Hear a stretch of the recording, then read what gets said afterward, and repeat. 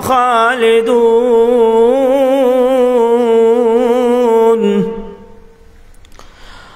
والذين آمنوا وعملوا الصالحات أولئك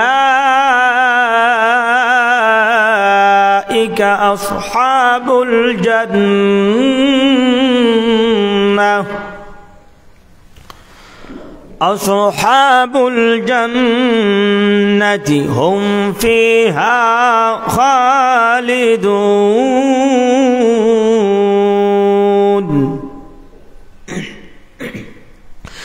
وإذ أخذنا ميثاق بني إسرائيل لا تعبدون إلا الله وبالوالدين إحسانا وذي القربى واليتامى والمساكين وقولوا للناس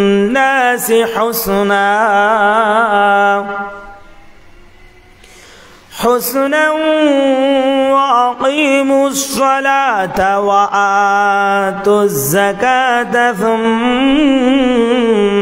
توليتم إلا قليلا منكم وأنتم معرضون وإذ أخذنا ميثاقكم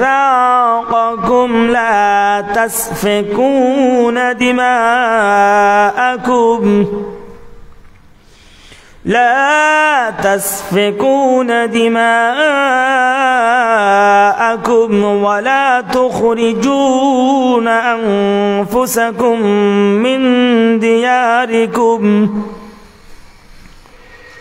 من دياركم ثم أقررتم وأنتم تشهدون ثم أنتم هؤلاء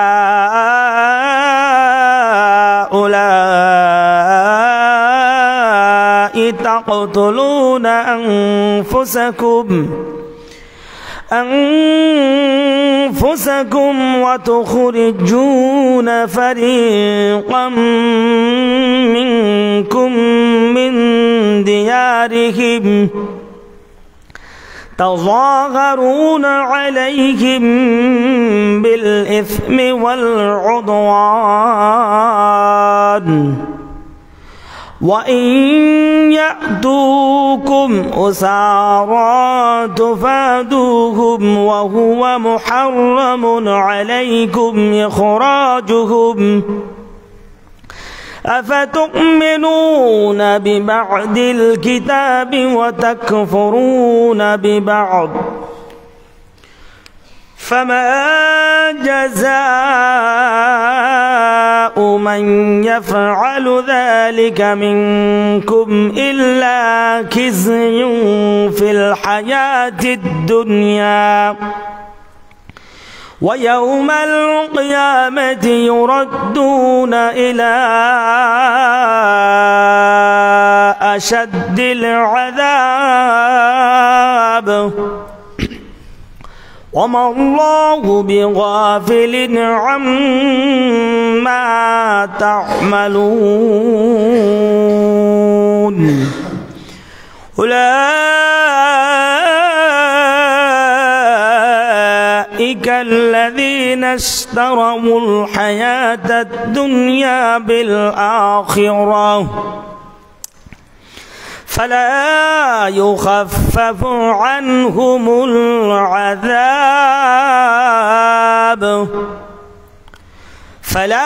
يخفف عنهم العذاب ولا هم ينصرون صدق الله العظيم. সকলে দুরূদ শরীফ পড়ি। আল্লাহুম্মা সাল্লি আলা সাইয়্যিদিনা মাওলানা মুহাম্মদ ওয়া আলা আলি সাইয়্যিদিনা।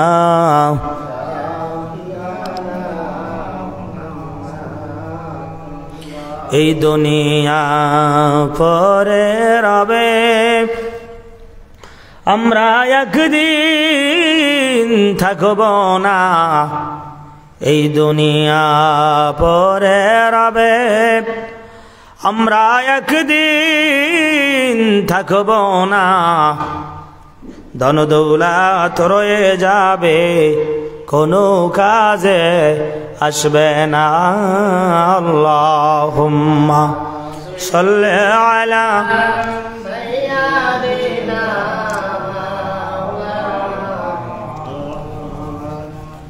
ওয়া আলা আলি সাইয়্যিদিনা।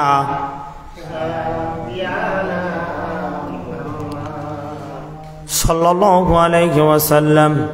যে ফুল যুগ যুগান্তরে, যে ফুল যুগ যুগান্তরে খুশবু ছড়ায়, এঁকেছি সে ফুল মোরা মনেরই কাবায়।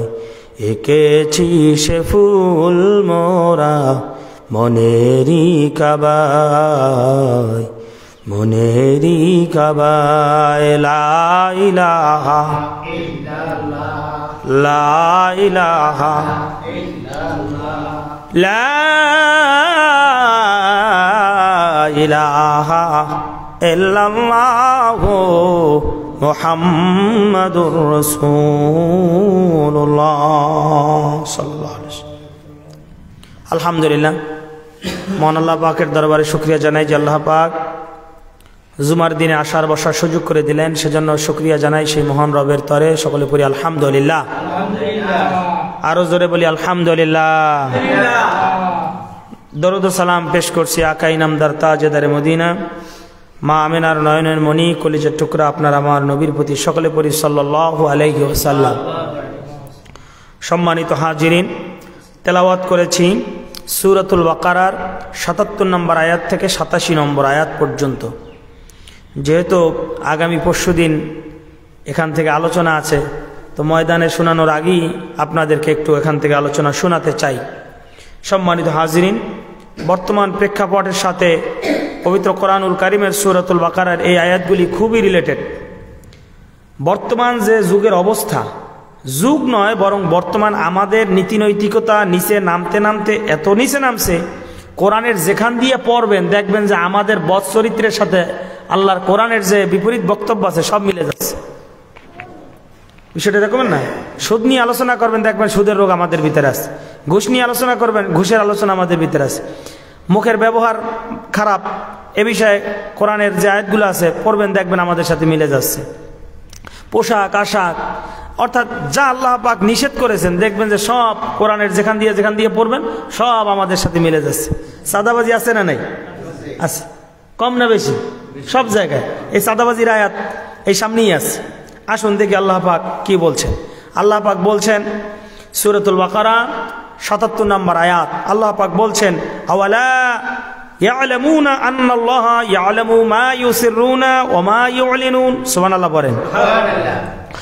আল্লাহ পাক বলছেন যারা পাপ করে, যারা পাপ করে, যারা উল্টো পাল্টা করে, তারা কি জানে না যে ইয়ালামু মা ইউসিররুনা ওয়া মা ইউলিনুন, যা গোপনে করে আর যা প্রকাশ্যে করে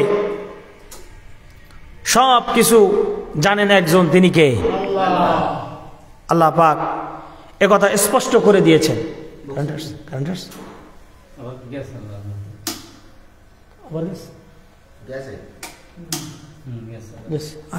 আসবে হয়তো।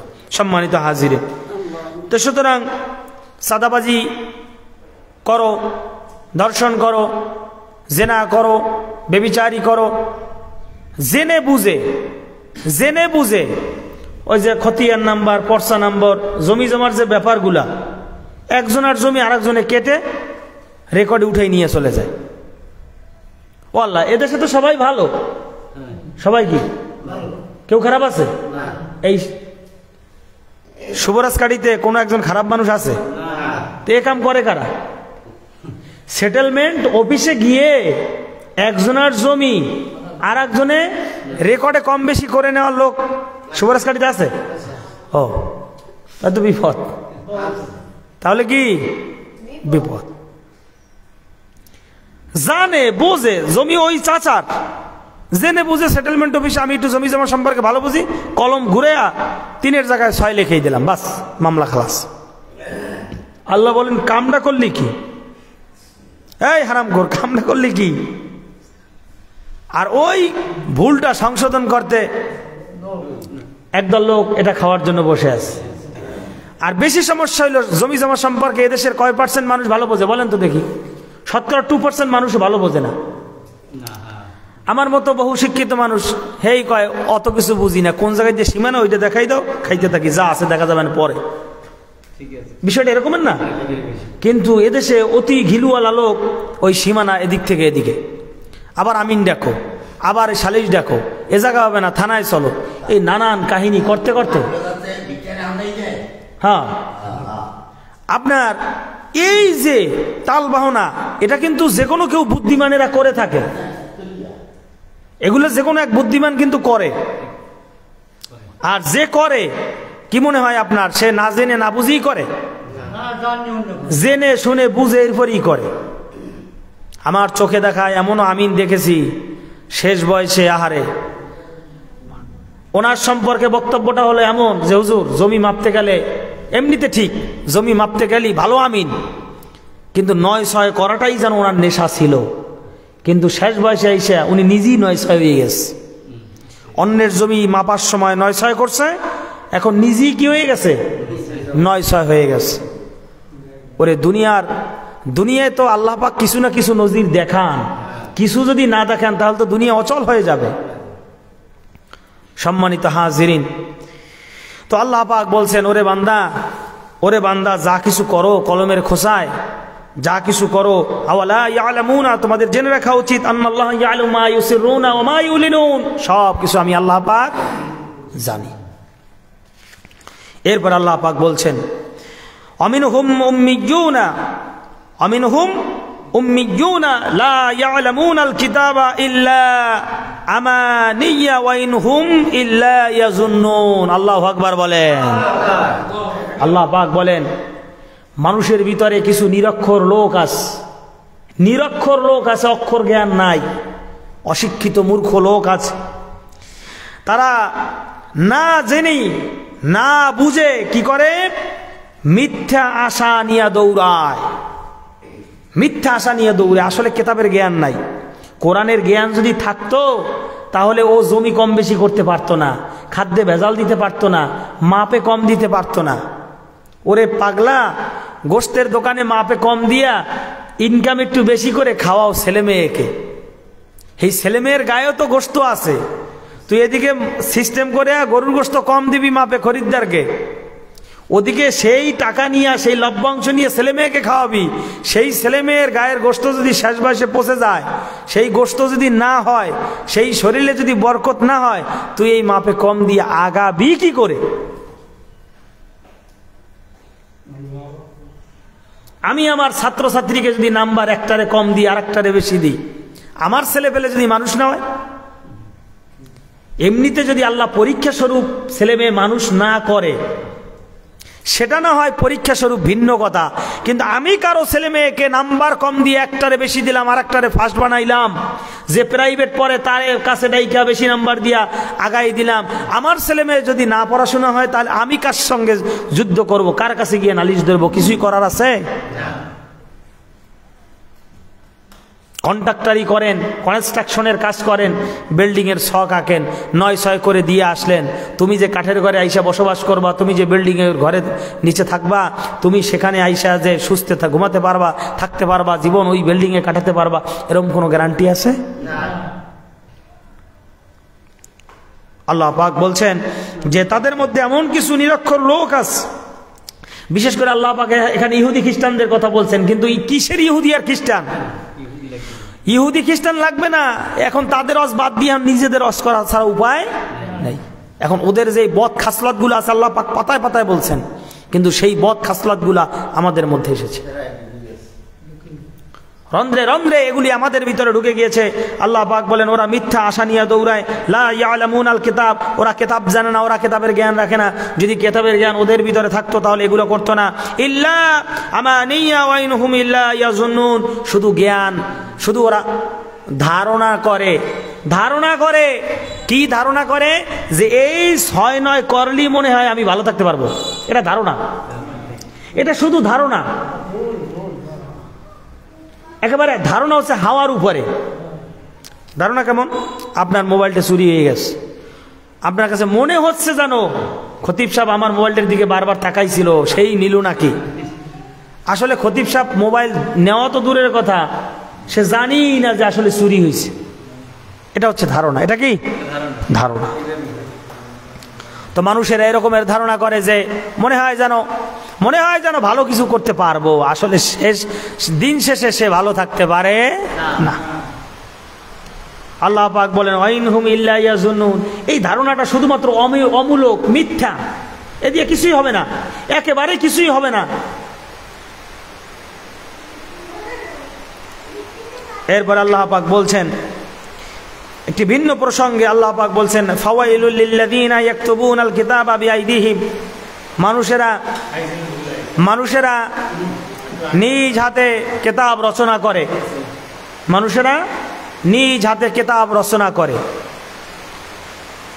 এই বর্তমান বাজারে অসংখ্য কিতাব পাবেন, কোরআন হাদিস দিয়ে ভরপুর, কিন্তু সেই বই পড়লে আপনার ঈমান থাকতেও পারে আর নাও থাকতে পারে। থাকতে পারে মানে আপনি যদি ওই বইয়ের ভুল যেটাই আছে ওটা যদি ধরে ঠিক থাকতে পারেন তো ঠিক, আর যদি ওই বই পড়ে যদি আপনি ঠিক না থাকতে পারেন তাহলে আপনার ঈমানও যেতে পারে। অনেক মানুষ আছে যারা নিজেরা কিতাবাদি লেখে আর এরা বলতে থাকে সুম্মা ইয়াকুলুনা হাযা মিন ইনদিল্লাহি লিয়াশতারু বিহি সামানান কলিলা, এই আয়াত তো আল্লাহর পক্ষ থেকে এসেছে, সুতরাং এই আয়াত দ্বারা এটা বোঝানো হয়েছে, এটা মানুষেরা মনে করে। কিন্তু প্রকৃতপক্ষে দেখা গেছে আল্লাহ যা বুঝাতে চেয়েছেন আসলে তিনি তা বইয়ের মধ্যে ফুটিয়ে তোলেন না। আবার এটা হলো একটা অর্থ, আর একটা অর্থ হলো এই, যারা মুফাসসিরিনে কেরাম লিখেছেন যে কোরআন যে কেনা বেচা করা, এই আয়াতের আলোকে এটা জায়েজ নাই। ইমামতি করা, খতিবগিরি করা, রমজানে তারাবিহের নামাজ পড়ে হাদিয়া গ্রহণ করা, এটা যদি হুজুর চেয়ে নেয়, ভালো করে বুঝতে হবে, তাহলে নামাজ আদায় হবে না। এখন মুসল্লিরা যদি চিন্তা করে হুজুর তো চাওয়ার সুযোগ নাই, ইসলাম ধর্মে চাওয়ার সুযোগ নাই, এখন তালা কাটা দেওয়ার এটাই সুযোগ, তালা কাটা দেওয়ার এটাই সুযোগ। আবার রমজান মাসে যে হাফেজ এই বছর এসেছে সামনের বছর এদের রাখবো না, সামনের যে হাফেজ আসবে এদেরকেও তালা কাটা দিয়ে দেব, নাম দিয়ে উঠাবো 50,000, দেব মাত্র 20,000। ও আল্লাহ মনে হয় এগুলো বোঝেন না, আল্লাহ তালা কাটা দেওয়া এটা বোঝেন না, বোঝেন।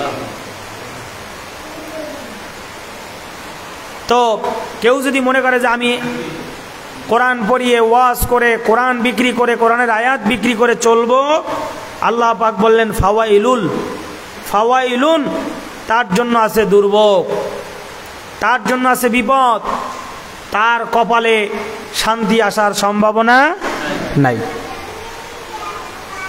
আমার বন্ধুগণ, ফাওয়াইলুল লাহুম মিম্মা কাতাবাত আইদিহিম, আল্লাহ পাক বলেন যে তাহাদের হাত যাহা রচনা করিয়াছে তাহার জন্য শাস্তি তাহাদের অনিবার্য হবে। তারা নিজ হাত দিয়া কোরআন লেখে, কোরআনের আয়াত লেখে, আবার একদল মানুষ এই কোরআনটা কি তাবিজের মধ্যে ঢুকায় সরা দামে বিক্রি করে, আছে না নাই? আছে। বিপদ আছে। কোরআন দিয়া ঝাড়ফুঁক করবেন জায়েজ, কোরআন লিখে সাথে রাখবেন জায়েজ, কিন্তু ওজালি করে ব্যবসা করবেন, ওজালি করে ব্যবসা করবেন, কোরআনের আয়াত সামান্য অর্থে বিক্রি করবেন। আল্লাহ পাক বলছেন ফাওয়াইলুল লাহুম মিম্মা কাতাবাত আইদিহিম ওয়াইলুল লাহুম মিম্মা ইয়াকসিবুন। তারা নিজেদের হাত দিয়া কিতাব রচনা করে, কোরআনের ব্যাখ্যা বিশ্লেষণ ভুল করে, সেই কোরআন আবার বাজারে ছেড়ে দেয়, কোরআনের আয়াত ভুল ব্যাখ্যা করে বাজারে ছেড়ে দেয়, এটা দিয়া ইনকাম করে। আল্লাহ পাক বলেন যদি ভুল ব্যাখ্যায় মেতে থাকো আর এটাকে বাজারজাত করো, তাহলে তোমার জন্য আছে শাস্তি। কথা কার? আমার বন্ধুগণ, যার শাস্তি তারই পেতে হবে। আল্লাহ পাক বলেছেন ওয়াইলুল লাহুম মিম্মা ইয়াকসিবুন, যার শাস্তি তার, যার শাস্তি তার। কারো শাস্তি কাউকেই দেওয়া হবে না। আপনার ছেলের শাস্তি ছেলের হবে, আপনার যে শাস্তি আপনাকেই দেওয়া হবে। এরপর আল্লাহ পাক বলেন যারা অপরাধ করে, যারা গুনাহ করে, এদের ধারণাটা কেমন?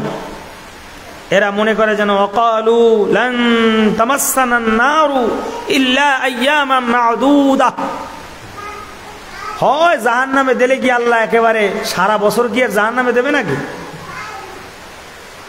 আল্লাহ কি সারা জীবন কি জাহান্নামে রাখবে নাকি? তারা বলে মূলত এই বিষয়গুলো হচ্ছে ইহুদিদের। কাদের? ইহুদিদের। বনি ইসরাইলের যারা ঘাট তারা ছিল, এদের আকীদা ছিল, বিশ্বাস ছিল জাহান্নামে দিলে কি বেশি দিন দেবে নাকি, যা আছে যা মন চায় তাই করো।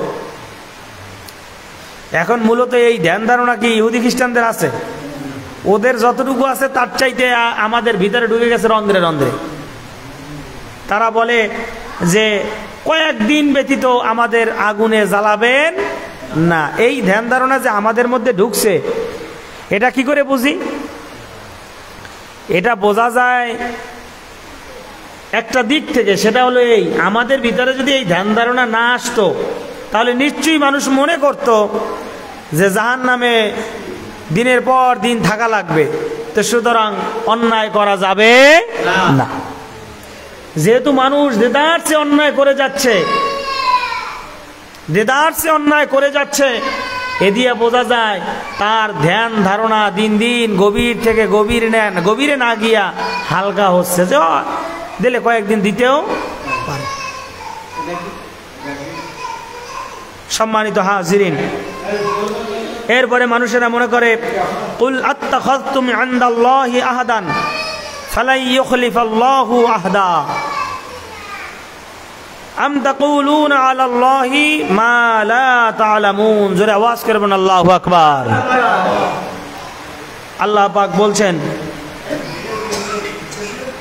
পাক বলছেন যে তোমরা কি আল্লাহ নিকট থেকে অঙ্গীকার নিয়েছো? এই যে তোমরা বলো যে আল্লাহ জাহান্নামে অল্প কয়েকদিন রাখবেন, এরপর আবার কল্লা ধরে জান্নাতে পাঠাই দেবেন, এই ব্যাপারে কি আল্লাহ থেকে কোনো বক্তব্য পেয়েছো? এ থেকে তো তোমরা আল্লাহর পক্ষ থেকে কোনো বক্তব্য পাও নাই। আল্লাহ শাস্তি দেওয়ার ব্যাপারে বলেছেন যে আমার শাস্তি কঠিন হবে। আর জাহান্নামের কথা যেটা বলেছি, ওয়াবিসাল মাসির, জাহান্নাম জায়গাটা খুবই নিকৃষ্ট, জাহান্নাম ঘরটা খুবই নিকৃষ্ট।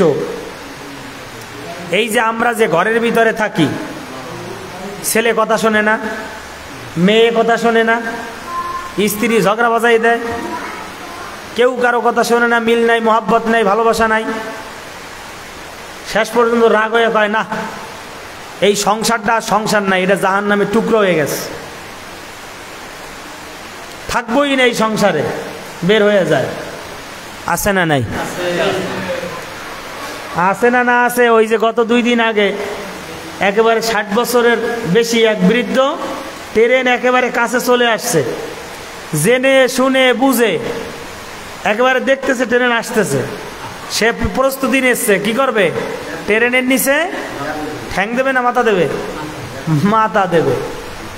মাথা দেওয়ার জন্য প্রস্তুতিও নিয়েছে, ট্রেন তো আর যখন তখন বাসের মতো ব্রেক করতে পারে না। ও বুড়া জেনে শুনে বুঝে ট্রেনের নিচে মাথা দিয়ে দিয়েছে। জোরে বলেন সুবহানাল্লাহ। সুবহানাল্লাহ বলার কাম আমাদের সংসারে অনেকের আছে, আছে না? বুড়া বয়সে মসজিদের ইমাম সাহেবরা যদি কয় তুমি বোঝো কি, তুমি বোঝো হ্যাঁ যে কয়, এটা উদাহরণ দিচ্ছি, আবার বললেন না যে সবচেয়ে ইমামরা ধরেন কে। ছেলে হলো, মেয়ে হলো, চাকরি বাকরিও করতেছে, একটা কেন্দ্রীয় জামে মসজিদের ইমাম সাহেব। কোন মসজিদের ইমাম সাহেব? কথার কথা, মানে আমরাও তো বিভিন্ন জায়গায় বিভিন্ন দায়িত্ব পালন করতেছি, ঠিক কিনা বলেন? এরপরে হে একজন হাফেজ সাহেব, দাড়ি পেকে গেছে, চুল পেকে গেছে, সব বাতাসে কয় হয়, বাতাসে বাকছে। কিছু হইলেও তো বুদ্ধি শুদ্ধি আছে, কম বেশি সবারই তো বুদ্ধি শুদ্ধি আছেন। এই বয়সে যদি ঘরের মানুষটাই বলে, এরপরে খাওয়াইয়া পড়াইয়া একেবারে এই পর্যন্ত নিয়ে আসলো একটা সংসার, এরপর যদি কয় তুমি বোঝো কি, এর চাইতে ওই সংসারে থাকার চাইতে ট্রেনের নিচে মাথা দেওয়া ভালো। তবে ট্রেনের নিচে মাথা দিলে বিপদ না শান্তি? কঠিন বিপদ। কেন? আত্মহত্যা। কি হত্যা? শুধু কি এই ট্রেনের নিচে মাথা দেওয়ার ঘটনা? এরকমের অসংখ্য ঘটনা রশিদে ঝুলতেছে। ওই যে রিয়াজ চিত্রনায়কের শ্বশুর রিয়াজ, ওই ভাই জানবে, পিস্তল দিয়া নিজের শরীরে নিজে দুনিয়ার থেকে বিদায় হয়ে গেছে। বলছে এই দুনিয়ায় যা ঘটছে আমার সাথে, এই দুনিয়ায় বর্তমানে আমি যে অবস্থায় আছি, এতে মরে গিয়ে আর কি যন্ত্রণা, বেঁচে থাকলে তার চাইতে আরো বেশি যন্ত্রণায় থাকবো, তার সাথে বাঁচার দরকার নেই। নিজের একেবারে লাইসেন্স করা পিস্তল দিয়ে নিজেই শেষ করে দিচ্ছে। এটা শুধু পিস্তল দিয়া নিজেকে নিজে শেষ করছে, আর ট্রেনের নিচে মাথা দিছে, এখানেই শেষ নয়। এরকমের অসংখ্য ঘটনা দিনের পরে দিন ঘটছে। আর আমাদের ভিতরে অনেকেই আছে নিজে জীবিত না, জিন্দা লাশ হয়ে আছে। কি লাশ? কথা বলে না, কি লাশ? জিন্দা লাশ। চিল্লাইতে সংসারের জন্য করতে করতে এমন চিন্তা করে দৌড় ছাতা আর পারি না, যা হয় হোক, যা হয় হোক। বলবেন হুজুর আপনি মানুষের ঘরের খবর জানেন কিভাবে? জানবো না কি করে? এই যে রমজান মাসে যারা বাজারে মহিলারা গেল, একই মনে করেছেন যে পুরুষেরা ইচ্ছায় বলছে যে তুমি যে মার্কেট করে নিয়ে এসো, এরা কি মনের ইচ্ছায় বলছে? যারা সমাজে আসে, তাফসির 3 দিন 4 দিন 5 দিন, এখানে 3 দিন, আমাদের ওই জায়গায় 4 দিন, ওখানে 3 দিন, বাস স্ট্যান্ডে 7 দিন, হেইয়ের ওপাশে 7 দিন। তাফসির শুরু হয়েছে শেষ একেবারে আজ থেকে 2 মাস আগে, লাগাতার বিভিন্ন জায়গায় লাগাতার চলতেই আছে। এগুলো পুরুষেরা শুনতেছে। এই পুরুষেরা শুনে শুনে কিছু হইলেও তো আমল করার চিন্তা ভাবনা আমাদের আছে। এই চিন্তা ভাবনা, এই বাচ্চারা এদিকে রাইসুল সেও দুষ্ট হয়ে গেছে, এদিকে বসাই দেন, এই হাত ধরে বসাই রাখে। এখন পুরুষেরা কি মনের ইচ্ছায় বলছে যে তুমি বাজার করে নিয়ে আসো? পুরুষ ভালো করে জানে যে এইটারে বাজারে পাঠাইলে আমার বউ যে বেপর্দা হবে, এই যে 10 টাকার মাল আমরা পুরুষ হইয়া পুরুষের সাথে পারি না। কথা বলে না তো মহিলা মানুষ এই পুরুষটার সাথে কেমনে পারে? যখনই পর পুরুষের মুখ থেকে কণ্ঠ থেকে শোনে, আপা এই যে শাড়িটা, এটা আমনের যে মানাইবে, আমনে নাইকে হয়ে যাইবেন। এইরকম পাম সারে পাম। কসমেটিক্সের দোকান যারা দেয় এরা হারাম ব্যবসা করে তা না। কসমেটিক্স কিনতে যায় কারা? আমি যাই। 80% মহিলারা যায় কসমেটিক্সের দোকানে। কসমেটিক্সের দোকান শুধুমাত্র তারাই লাভজনক হতে পারবে যারা খালাম মারে আফা ডাকতে পারে, যার কষ্টে ভিতরে বুকটা ফাইটতে যায়, সেই মুহূর্তেও যারা কাস্টমারের সাথে হাসতে পারবে, এরাই কসমেটিক্সের দোকানে সাইন করতে পারবে। খেয়াল করে দেখি যখন মেয়েরা মহিলারা কসমেটিক্সের দোকানে ঢোকে, দোকানদার কেমন করে পাম দেয়। আপনি যদি বিশ্বাস না হয় যাই দেখেন। খারাপ জিনিস তো বেশি 5 টাকার জিনিস 50 টাকাও দিয়ে দেয় মাঝে মধ্যে, পক দিয়া। কি দিয়া? পক দিয়া আর মুখে হাসি দিয়া। সম্মানিত হাজিরিন, তো পুরুষ মানুষ আমরা যারা আছি আমরা কম বেশি মানার চেষ্টা করি। তো এখন বাজারে কেন গেল? আমি ইচ্ছায় পাঠাই নাই, ও ছাতা বিরক্তি হইতে হইতে এরপর চিন্তা করছি দে রশি ছাইরা যা আছে কপালে কবরে গিয়ে বসবো, আর এটারে ধৈর্য রাখা সম্ভব না। বর্তমানে এই হচ্ছে। তো কোন কথায় ছিলাম, যে কোন কথা থেকে এখানে আসলাম? আল্লাহ পাক বলেছেন যে ওরা কি আল্লাহ থেকে অঙ্গীকার নিয়েছে? না, আল্লাহ থেকে ওরা কোনো অঙ্গীকার পায় নাই। ওরা বরং আল্লাহ পাক বলেছেন ফালাই ইউখলিফাল্লাহু আহদাহু। মানুষ, আল্লাহ কোরআনে যা বলেছেন তাই ঘটবে। আল্লাহ যা কোরআনে বলেছেন তাই ঘটবে, একটা অক্ষরও নড়চড় হবে না। বরং আম তাকুলুনা আলাল্লাহি মা লা তা'লামুন। মানুষ, আল্লাহ সম্পর্কে যা ধারণা করতেছো আসলে প্রকৃতপক্ষে আল্লাহ সেরকমের নন। মনে করতেছো আল্লাহ ছেড়ে দেবেন, মা লা তা'লামুন। বরং আল্লাহ যেভাবে আছেন, আল্লাহ যা বলেছেন আল্লাহ সেটাই করবেন, হয়তো তোমরা তা জানো না। আল্লাহ সম্পর্কে সঠিক জ্ঞান অর্জন করো। আল্লাহ কোনোদিন তার ওয়াদা খেলাফ করবেন না, কখনই না। হ্যাঁ বালা, হ্যাঁ, মান কাসাবা সাইয়্যাতান ওয়া আহাতাত বিহি খাতিআতুহু ফাউলাইকা আসহাবুন নার হুম ফিহা খালিদুন। যারা মনে করে যে জাহান্নামে একটু দেবে আর ছ্যাঁকা দিয়েই জান্নাতে ফেলাই দেবে, আল্লাহ পাক এদের ব্যাপারে বলছেন যে হ্যাঁ, যাহারা পাপ কাজ করে এবং যাহাদের পাপ রাশি তাদের বেষ্টন করে রেখেছে, আল্লাহ পাক বেষ্টন করার কথা কেন বললেন? যারা পাপ করে এরা কোনো দিক থেকে বেরোয় আসতে পারে না, চতুর্দিকে তারা পাপের সাথে জড়িত হয়ে থাকে। এমন পাপ করতে করতে এমন কায়দায় পাপের মধ্যে নিমজ্জিত হয়। কয় সুদে টাকা লাগিয়েছে, 100 টাকায় 10 টাকা, 10 টাকা করতে করতে সেটাও আবার 100 টাকা হয়ে গেছে। কয় ওই 100 টাকারও আবার সুদ দিতে হবে। মূল টাকা কত? 100। ওই 100 কথার কথা, আবার ওই 100 টাকারও আবার সুদ হয়েছে কত? 100 করতে করতে আবার 100 হয়ে গেছে, না দিতে কয় ওইটারও সুদ দিতে হবে। তার মানে পাপের মধ্যে পাপ। আল্লাহ পাক বলেন যে এই যে পাপ যাদেরকে ঘিরে ফেলে, ফাউলাইকা আসহাবুন নার, ও মানুষ, এরা জাহান্নামে যাবে। কোথায় যাবে? জাহান্নামে যাবে।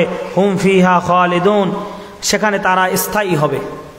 জাহান্নামে যারা যাবে, চূড়ান্ত সিদ্ধান্ত হয়ে যাওয়ার পর তারা জাহান্নামী হয়ে যাবে, সেখানেই তারা থাকবে। আল্লাহ পাক বিপরীতে আরেকটা কথা বলছেন, ওয়াল্লাযীনা আমানু ওয়া আমিলুস সালিহাত। যারা ঈমান আনবে, কি আনবে? ঈমান আনবে আর ভালো কাজ করবে, উলাইকা আসহাবুল জান্নাহ, তারা কোথায় যাবে? জান্নাতে যাবে। হুম ফিহা খালিদুন, এই জান্নাতের ভিতরেও তারা চিরস্থায়ী কাল অবস্থান করবে। সুবহানাল্লাহ। জাহান্নামের ব্যাপারেও যে বক্তব্য, জান্নাতের ব্যাপারেও সেই একই বক্তব্য আল্লাহ পাক দিয়ে দিয়েছে। আল্লাহ পাক বলেন, এই যে এখন যে কথাগুলো, এগুলো একেবারে বাস্তবতার সাথে মিলে যাবে। আল্লাহ পাক বনি ইসরাইল সম্প্রদায়ের কাছ থেকে 8টা অঙ্গীকার নিয়েছিলেন। কয়টা? 8টা। এর ভিতরে একটা হলো লা তা'বুদুনা ইল্লাল্লাহ, আল্লাহ ছাড়া কারো ইবাদত করা যাবে না। এখন আল্লাহর যে ইবাদত করতে হবে, এটা আমাদের উপরে হুকুম আছে না নাই? আছে। 2 নম্বরে অবিল ওয়ালিদাইনে ইহসানা, মাতা পিতার সঙ্গে তোমরা ভালো ব্যবহার করো, এলে 2 নম্বর। 3 নম্বর হচ্ছে ওয়াদিল কুরবা, আত্মীয় স্বজন যারা আছে তাদের হক বুঝিয়ে দাও। আত্মীয় স্বজনের হক আছে না নাই? আছে। আত্মীয় স্বজনের হক বুঝিয়ে দাও। তোমার চাচাতো ভাই তোমার কাছে জায়গা জমি পাবে, ঠিকঠাকভাবে বুঝিয়ে দাও। যদি কোনো সম্পদ পায় সেটা বুঝিয়ে দাও। ওয়ালিয়াতামা, এবং পিতৃহীন যারা আছে, এতিম যারা আছে, তাদেরও হক আছে। আল্লাহ এতিমদের ব্যাপারে বলেছেন যে তাদের ধন সম্পদ যারা খায় তারা যেন তাদের পেট আগুন দিয়ে ভর্তি করে। নাউজুবিল্লাহি মিন যালিক। এই সমাজে এতিমদের সঙ্গে অনেক ক্ষেত্রে অবিচার করা হয়। ওই যে আমাদের মুফাসসির সাহেব, মাঝের দিনের মুফাসসির কথা বলছিলেন না, মাতৃ সদন, আরে মনে নেই আপনাদের? এতিমখানা না বলে কি বলছে? মাতৃ সদন। এতিমদের জন্য বরাদ্দ হয়। এই যে চাটাচাটি, এই বলছিলেন হুজুরে? কই আপনাদের মনে নাই? তো কি তাফসীর শুনলেন? আমার তো মনে আছে। মনে থাকবে না কেন? চারতে চারতে আইসে সব কিছুই শেষকালে থাকে না, এই কথা বলছিলেন না? হ্যাঁ, সম্মানিত হাজিরিন, তো মনে রাখতে হবে। তো কিছু কথা তো সপ্তাহ মনে থাকবে না, কিছু কথা তো মনে রাখাই লাগবে। তো আল্লাহ পাক বলেন যে এতিমদের সঙ্গে দুর্ব্যবহার করা হয়, তাদের ধন সম্পদ নিয়ে নেওয়া হয়, কারণ তাদের কোনো গার্জিয়ান থাকে না। যেহেতু গার্জিয়ান থাকে না, সুতরাং হাত কেটে গেছে, তো সুতরাং তাদের বেলায় তোমরা হৃদ্যতাপূর্ণ আচরণ করো, তাদেরকে ভালোবাসা দাও। তো এই হচ্ছে 3 নাম্বার। 4 নাম্বার। 5 নাম্বার হচ্ছে আল মাসাকিন, সমাজে যারা দরিদ্র থাকবে, অসহায় থাকবে, তাদের ধন সম্পদ দাও, তাদের দান করো। এরপরে 6 নাম্বার হচ্ছে ওয়াকুলু লিন্নাস, মানুষের সঙ্গে ভালো ব্যবহার করো, মানুষের সঙ্গে ভালো ব্যবহার করো। 7 নাম্বার হচ্ছে ওয়াকিমুস সালাহ, নামাজ কায়েম করবে, নামাজ কায়েম করবে। ওয়াতুজ যাকাত, যাকাত দিবে। আল্লাহ পাক এই অঙ্গীকার বনী ইসরাইলের কাছ থেকে নিয়েছিলেন, বলেছিলেন যে তোমরা এইগুলো করবে, আর তারাও বলেছিল যে হ্যাঁ আমরা এগুলো করব। আমরা যে ঈমান এনেছি এইগুলো আমাদেরও করতে হবে কিনা বলেন? লা ইলাহা ইল্লাল্লাহ মুহাম্মাদুর রাসূলুল্লাহ সাল্লাল্লাহু আলাইহি সাল্লাম, এই বাক্য যখনই আমরা পড়েছি তখনই নামাজ পড়তে হবে, যাকাত দিতে হবে, মানুষের সাথে ভালো ব্যবহার করতে হবে, এতিমকে তার প্রাপ্য বুঝিয়ে দিতে হবে, আত্মীয় স্বজনের তার প্রাপ্য বুঝিয়ে দিতে হবে, তারপরে আল্লাহ পাকের ইবাদত করতে হবে, মাতা পিতার খোঁজখবর নিতে হবে। এইগুলি সব আমাদের মেনে নিতে হয়েছে কি হয় নাই? কিসের মাধ্যমে? লা ইলাহা, কথা বুঝতে হবে, লা ইলাহা ইল্লাল্লাহ মুহাম্মাদুর রাসূলুল্লাহ, এই এক বাক্য পড়ার মাধ্যমে কিন্তু আমরা এগুলো সব স্বীকার করে নিয়েছি।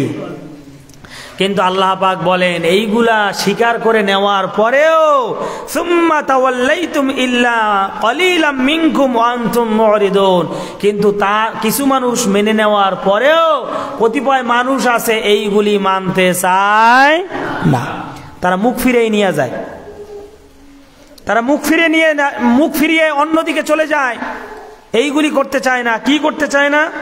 1 নম্বরে আল্লাহর ইবাদতের ধার ধারে না, 2 নম্বরে মাতা পিতার সঙ্গে ভালো ব্যবহার করে না, আত্মীয় স্বজনের প্রাপ্য বুঝিয়ে দেয় না, পিতৃহীন কিংবা এতিম যারা থাকে তাদের প্রাপ্য, তাদের হক আদায় করে না, দরিদ্রের প্রতি ভালো ব্যবহার করে না, মানুষের সঙ্গে ভালো ব্যবহার করে না, এমনকি নামাজেরও ধার ধারে না, যাকাতও দেয় না, মুখ ফিরিয়ে অন্যদিকে চলে যায়। এরপরে আল্লাহ পাক দ্বিতীয় টার্মে আরো 2টা অঙ্গীকারের কথা বলেছেন যে ওয়াইদ আখাযনা মিসাকাকুম লা তাসফিকুনা দিমাআকুম ওয়া লা তুখরিজুনা আনফুসাকুম মিন দিয়ারিকুম সুম্মা আকরারতুম ওয়া আনতুম তাশহাদুন। আল্লাহু আকবার বলেন। বলা হয়েছে যে বনী ইসরাইলদের থেকে অঙ্গীকার নেওয়া হয়েছিল কি, যে তোমরা খুন খারাপি, মানুষ সমাজের ভিতরে রক্তপাত করবে না। এই হুকুমও আমাদের জন্য আছে না নাই? মারামারি যে করা যাবে না, রক্তপাত যে করা যাবে না, খুন খারাপির সাথে জড়িত হওয়া যাবে না, হুকুম কার? কিন্তু আছে না নাই? আছে। তো বনী ইসরাইলরা আল্লাহর সঙ্গে বলেছিল যে আল্লাহ মারামারি করব না, তারপরেও তারা করেছিল। 2 নম্বর অঙ্গীকার কি? ওয়ালা তুখরিজুনা আনফুসাকুম মিন দিয়ারিকুম সুম্মা আকরারতুম, এবং এমনকি স্বজনদেরকে আপনজনদেরকে দেশ থেকে বের করব না। ওয়ালা ইউখরিজুনা আনফুসাকুম, নিজেরা নিজেদের আত্মীয় স্বজনকে সমাজ থেকে বের করব না। এখন এই বের করে দেওয়ার সিস্টেম আছে না নাই? আসতেছে সামনে। আল্লাহ পাক 85 নম্বর আয়াতের ভিতরে আরো কিছু বলেন, সুম্মা আনতুম হাউলাই তাকতুলুনা আনফুসাকুম। বনি ইসরাইলের গোষ্ঠীকে বলা হলো মারামারি করো না, কিন্তু ওরা কি করলো? তাকতুলুনা আনফুসাকুম, নিজেরা নিজেদের স্বজাতির ভাইদেরকে হত্যা করেছিল। মুসলমান হয়ে মুসলমানদেরকে মারা হয়, মুসলমান হয়ে মুসলমানকে হত্যা করে ফেলে। অতুখরিজুনা ফারিকাম মিনহুম মিন দিয়ারিহিম, নিজেদের জনপদ থেকে নিজেদের আপনজনদেরকে বের করে দেয়। ক্ষমতার লোভে পড়ে আওয়ামী লীগ করেছে, মেরে দিলাম। আবার সে যখন ক্ষমতায় আসছে অপরজনকে মেরে দিল। হত্যাকাণ্ড আছে না নাই? আবার আওয়ামী লীগ যখন ছিল তখন বিএনপিকে দেশ ছাড়া করো, ঘর ছাড়া করো, কথা বলেন, আছে না নাই? আরে এই কথা কি আমার না আল্লাহ? আমি পড়লেই মনে হয় দোষ। যদি দোষ হয় তাহলে বাদ দিয়ে দিই। অতুখরিজুনা ফারিকাম মিনহুম মিন দিয়ারিহিম। এখন আবার যারা ক্ষমতা পাইছেন, পাবেন, যাই অবস্থায় আছেন, এক দলকে দেশ ছাড়া করা হয়েছে কি হয় নাই? কেন দেশ ছাড়া কেন করলেন? আরে তাদের তো বিচার হবে আইনি প্রক্রিয়ায়, দেশ ছাড়া করা যাবে না। তো ধরে রাখবেন, টাইমে রাখতে হবে যে যাইও না ভাই। আবার দেখলাম ফেসবুকে একজনের খাটের তল দিয়ে বের করতেছে, ওই যে বক্স খাট, ওইটার তলে যেয়ে ঢুকছে। আপনারা দেখছেন কিনা জানেন, আমি দেখছি। ও ভাই তুই পালাও কেন? তুই তো ঘুমাবি খাটের উপরে। আরে এই কথাগুলো বলি মনে আপনারা মাইন্ড করতেছেন, মনে কষ্ট পাচ্ছেন আপনারা? ভাই তুই খাটের নিচে ঢুকলি কেন? নাকি মশারি নাই? মশারি তো দেখলাম পাশে টানানো আছে, তো ওই খাটের নিচে ঢুকলি কেন? কি কাজটা করলি? কি এমন কি করছো? ওখানে ঢুকছো কেন? তোরা ঢুকতে কইছে কে? তো আল্লাহ পাক বলেন যে বনি ইসরাইলরা বলেছিল যে না, আমরা আমাদের জনপদের লোকদেরকে দেশ ছাড়া করাবো না, কিন্তু তারপর ওরা স্বজাতির ভাইদেরকে দেশ ছাড়া করেছিল। কিন্তু এইগুলো যে করছে শাস্তি আছে না নাই? এগুলা কি মোল্লায় বলবে না আল্লাহ বলবে? আসতেছে সামনে। তাযাহারুন আলাইহিম বিল ইসমি ওয়াল উদওয়ান, এইগুলা ইচ্ছা মতো করছে, নিজেদের স্বজাতির ভাইদেরকে দেশ থেকে তাড়িয়ে দিয়েছে। হত্যা যারে করা দরকার হত্যা করে ফেলছে। তারপরে কারো হকই আদায় করে নাই। তারা কি করছে? বিল ইসমি ওয়াল উদওয়ান, ইচ্ছা মতো সীমা লঙ্ঘন করেছে। কথাকার ইচ্ছা মতো পাপ কাজের সাথে জড়িত হয়েছে। এমনকি ওয়া ইয়াতুকুম উসারা তুফাদুহুম, এমনকি তাদের কাছে যারা বন্দী, এখন তো এমন হয়েছে যারা ক্ষমতায় থাকে, যারা থাকে না, যারা থাকে এদের কাছে যারা ক্ষমতায় থাকে না এরা বন্দী স্বরূপ। যা বলবে তাই। আরে বোঝেন না এই কথা? থানায় সময় কম, থানায় যখন আসামি ধরে নিয়ে যাওয়া হয়, পুলিশে যদি কয় ওঠ, ও কি বসে থাকে? কি করে? উঠতে হয়। যদি কয় বস, বসতে হয়। তার মানে বন্দী। তার মানে কি? বন্দী। এই এরিয়ার মধ্যে যাওয়া, এরিয়ার মধ্যেই থাকতে হবে, বাহিরে যাওয়া যাবে না। তার মানে কি? সে বন্দী। তো আল্লাহ পাক বলেন ওয়া ইয়াতুকুম উসারা তুফাদুন, তাহারা যখন বন্দী রূপে তোমাদের নিকটে উপস্থিত হয়, ওয়া হুয়া মুহাররামুন আলাইকুম ইখরাজুহুম, তাদেরকে বের করে দেওয়া তোমাদের জন্য সম্পূর্ণ নিষেধ। এখন যারা ক্ষমতায় আছেন, যারা ক্ষমতায় নাই, দেশ থেকে তারা নিজ ইচ্ছায় গেলে ভিন্ন কথা, কিন্তু তাদেরকে বের করে দেওয়া যাবে না। এখন কি করতে হবে? দুধ আর সবরি কলা দিয়ে পুষে রাখতে হবে? বিচার যেটা হবে তার প্রাপ্য সেটা রাষ্ট্র করবে। যারা আইন প্রণয়ন করেছেন আইন অনুযায়ী তাদের বিচার হবে, কিন্তু দেশ ত্যাগ করানো যাবে না। আফাতুমিনুনা বিবাদিল কিতাবি ওয়া তাকফুরুনা বিবাদ, আল্লাহ পাক বলছেন। এখানে আল্লাহ পাক আরেকটু বলছেন যে বন্দী রূপে যারা থাকে তাদের কাছ থেকে তোমরা মুক্তিপণ আদায় করো। কি আদায় করো? মুক্তিপণ আদায় করো। তার মানে সাদা আদায় করো। এখন সাদা আদায় আছে না নাই? আছে। বলছে থাকতে হলে চাঁদা দাও। কয় কেন? কয় ওই যে তুমি ক্ষমতায় থাকতে সাদা আদায় করছিলা, এখন যদি এখানে থাকতে হয় তাহলে তোমাকে কি দিতে হবে? সাদা দিতে হবে। না না, এখন যারা ক্ষমতায় থাকবে কিংবা ক্ষমতায় আছে বিধেই তো সাদা আদায় করে, এটা কি কোনোভাবে বৈধতা আছে? কথা বলেন, বৈধতা আছে? এই তো বিশৃঙ্খলা, সাদা থাকা মাইনেই তো বিশৃঙ্খলা। আল্লাহ পাক বলেন রাষ্ট্রপক্ষ যদি ইসলামিক স্টেট যদি হয়ে যায় সেটা রাষ্ট্র গ্রহণ করবে, কিন্তু ব্যক্তিগতভাবে আরে রাষ্ট্র তো নির্ধারণ করে দেবে এই ব্রিজটা পারাও 10 টাকা দিতে হবে, আর যারা সাদা আদায় করবে এরা কি 10টা নিয়ে খানতে হবে নাকি? তারা বলবে যে 10 টাকার জায়গায় 500 টাকা দাও, তখনই তো রাষ্ট্রের মধ্যে বিশৃঙ্খলা ঘটবে। ঠিক বনি ইসরায়েলের এটাই করেছিল।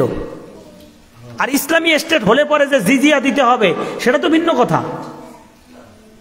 সম্মানিত হাজিরিন, আল্লাহ পাক বলেন ও ইমানদারেরা, এই বনি ইসরাইলের গোষ্ঠীরা, ওরা কোরআনের একটা আয়াত মানছে আর একটা ছেড়ে দিয়েছে।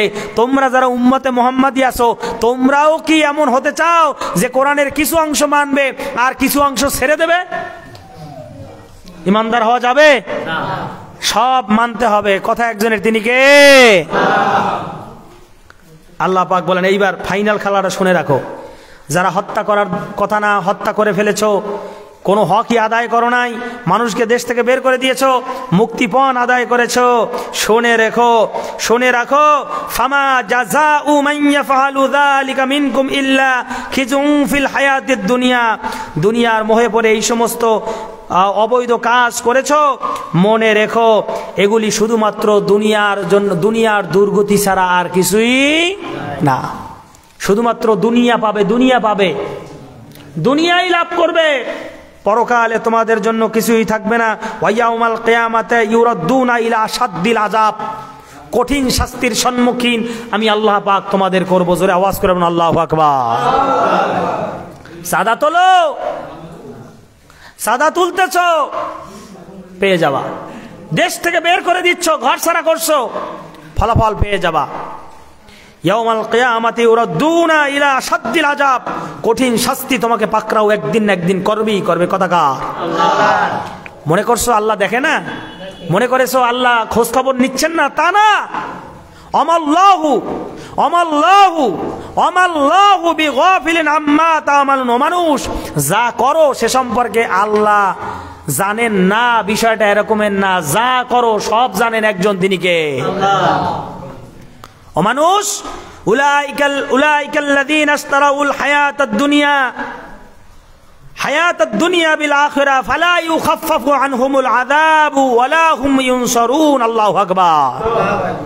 আল্লাহ পাক বলেন মানুষেরা উল্টা পাল্টা করে শুধুমাত্র পরকালের বিনিময় এই দুনিয়া ক্রয় করতেছে, পরকাল বাদ দিয়া দুনিয়া নিয়ে লাফাইতেছে।